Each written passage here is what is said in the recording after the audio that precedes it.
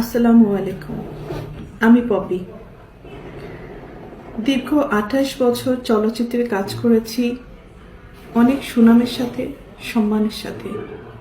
কোটি কোটি দর্শকদের ভালোবাসা পেয়েছি, ইন্ডাস্ট্রির মানুষের ভালোবাসা পেয়েছি।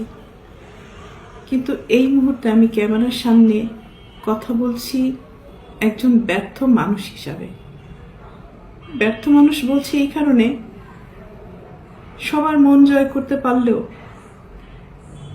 দীর্ঘ 28 বছর আমি যাদের জন্য কাজ করেছি, যাদেরকে এই হাতে লালন পালন করেছি, তাদের কাছে আমি অযোগ্য একজন মানুষ। তাদের মন মতো চলতে পারিনি, তাদের মনের মতো করে নিয়ন্ত্রিত হতে পারিনি। হয়েছি, একসময় হয়েছি, কিন্তু এখন হতে পারি না। তার করে বলেছি আমি একজন ব্যর্থ মানুষ। একটা মানুষ তো সবসময় সবার কাছে ভালো হতে পারে না, সব সময়ের জন্য ভালো হতে পারে না।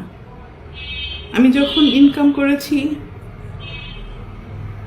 দু হাতে দিতে পেরেছি, লুটাতে পেরেছি, তখন আমি আমার পরিবারের কাছে অনেক প্রিয় একজন মানুষ ছিলাম। এখন দিতে পারি না, হয়তো তাদের প্রয়োজন অনুযায়ী, যার কারণে আমি এখন তাদের কাছে গলার কাটা, শত্রু এবং অপছন্দের একজন মানুষ। দীর্ঘ 2 দিন যাবৎ আমি আসলে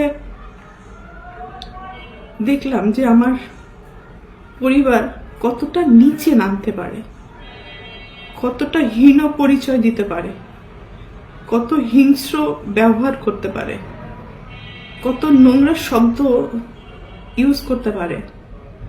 সাথে আমার মিডিয়া, তারাও আমার একসময় চলার পথের সঙ্গী হিসাবে কাজ করেছে। মিডিয়ার কাছ থেকে সবসময় আমি সহযোগিতা পেয়েছি, ভালোবাসা পেয়েছি, সাপোর্ট পেয়েছি। কিন্তু আমার পরিবারের কয়েকটা মানুষের মিথ্যা কিছু কথাবার্তা, মিথ্যা অভিনয়, মিথ্যা নাটক, মিথ্যা অভিযোগ